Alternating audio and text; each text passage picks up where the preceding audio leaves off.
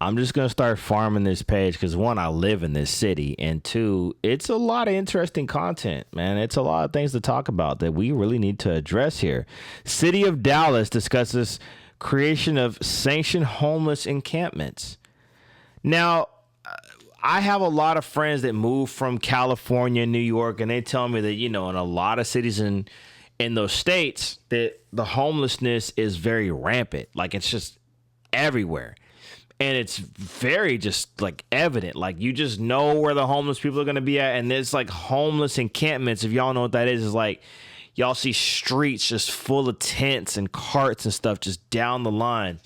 And it's like that in a lot of areas in California and New York and, a lot of major cities. But Dallas, we have that too. There's an area, I think it's like near the, where is it at? Near K Bailey, is it called K Bailey Hutchins? K Bailey Center, whatever. The event center, that area. There's like 2 or 3 blocks where it's just like homelessness everywhere, bro. Deep Ellum, you see them too, and it's sad. But from what I've been hearing, like around America, it's just getting worse and worse and worse, man. And that's what I'm saying, man. Save your money. Use your money very wisely because you don't want to end up like these motherfuckers. After years of shutting down homeless encampments, only to have others pop up in new locations across the city, City of Dallas is considering a different approach. It's an idea borrowed from other cities like Los Angeles, Austin, and San Antonio. Fox 4's Lori Brown is live in Dallas tonight with the story, then the plans. Lori. Yeah, in that area where that building is. Steve, the idea is to create a safe and clean... I know, I've lived there for like almost 10 years. I don't remember. I'm not from here, but I've been there for a while. Like, I should know what it is, but whatever. ...space for the homeless who are resistant to going to a shelter, but the cost is an estimated additional $33,000 to $100,000 per homeless person. From tiny homes in Los Angeles and Austin to micro homes with no plumbing. Is that what that is? Micro homes? I didn't even know they had this over here. That's kind of cool. From tiny homes in Los Angeles and Austin to micro homes with no plumbing. Many cities are thinking outside the box when it comes to sheltering people who are shelter resistant. It's not okay for people to stay on the streets for 8 weeks. And sometimes ideas may include thinking more inside the box, like turning shipping containers into housing. We went to see Mobile Loaves and Fishes, which is a permanent supportive housing that actually has some 3D printed houses as well, which is pretty cool. But at 30... Oh, them 3D printed houses, man. Keep that for this shit. Don't have the 3D printed homes for, like, homes. Like, homes. Where you want to raise, like, your kids and families in. Don't bring that 3D printed shit there. $1,000 to $100,000 per person. The cost to create sanctioned encampments comes with sticker shock for some Dallas City Council members. I choose to... Woo! 100,000 per person. Jesus. Support what is working. Housing Forward's wrapping, rehousing, and camp decommissioning initiatives are working. I don't support using any city bond funds, any general funds, or any of our scarce federal resources on what doesn't appear to be a valid pathway forward. But Councilwoman Kara Mendelson argued the approach would save the city money in the end. It's documented across this country what it costs for someone to be homeless in a city for city and county services. And we talk regularly about the outreach workers, the marshals, code compliance, Office of Integrated Public Safety Services, the police, the community courts, and then even the economic development impacts. I know I've had businesses leave District 12 and move to Plano because of homelessness. The city said it had no potential locations within the parameters that the encampments be. Bro, put some of these encampments in Deep Ellum because a lot of these homeless people, they be harassing people, bro. Mile from schools. I'm not gonna lie. When I was going to one of my gigs, this happened probably like. This was during the time when COVID was just now getting off, right? Like 2021, end of 2021. I was going to a gig. I almost knocked the homeless dude out, bro. He was like following me and my friend, and he was like harassing us. He kept getting. I was like, bro, I almost decked him in the jaw, bro. And I don't like to have that feeling, but at the same time, it was like 1 o'clock in the morning, dark as hell. I know you homeless, but I don't know you, like. And you instilling fear in me, but at the same time, I know you going through it. It's like, damn, I don't want to do this to this dude. But I was like, man, I was ready to bop. But I was like, nah, man. So we just kept walking faster. We bent the corner. I was like, okay, lost him. You know what I mean? Prayed for him later. But I was like, man, you know, they need stuff like this. They need some counseling too.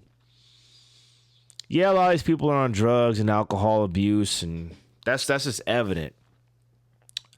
But we need to help these people because a lot of these homeless people are like able-bodied. Some of these people are like bigger than me, you know, in shape. You know, you easily get this motherfucker a warehouse job. And rec centers. Residents a lot of people don't want to work a job. But I don't know. Also can access a rec center or a library. If that's a parameter that is holding back locations, I think we need to think about that. Oh, what did she say here? Let me go back. If that's a parameter Hold on. Within the parameters that the encampments be 1 mile from schools, libraries, and rec centers. Residents who also can access a rec center or a library. If that's a parameter. She said library, bro. They be at the library heavy, bro. Like the library, I think it's got the John Erickson or something like that. Bro, they be at that mug heavy. It's like, holy shit.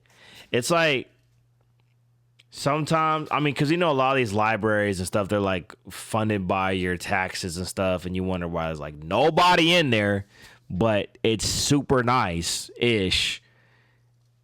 I wouldn't want to take my kid to that library. It'd be all the homeless people everywhere and shit like that. That like is holding back locations. We might as well buy the books, have them delivered to the house. About that. Mendelson says Dallas cannot repeat Austin's initial mistake with a project called Esperanza Community.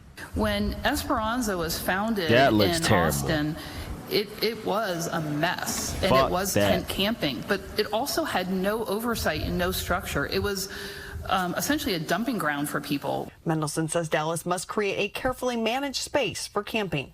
I don't love the idea of it, if we're honest about it, but I'd much rather them do that in a safe environment where there's access to hygiene services and there's access to all the wraparound services they could possibly need or want, as opposed to being under somebody's Look, I'd rather low-key be out. Look, I'm not even trying to be funny right now. I low-key would rather be out there homeless than living in a fucking box on some concrete. Like, you in like a cemented box.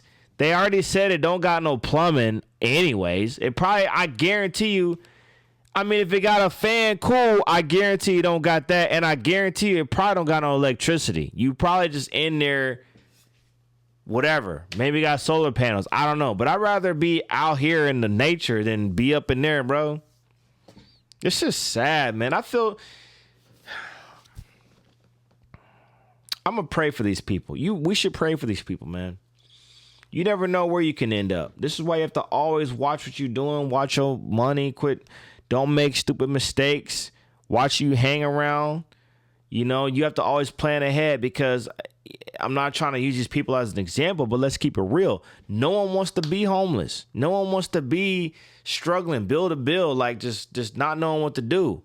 But then it's like, you really analyze stuff. You really look at how people are spending their money, spending their time.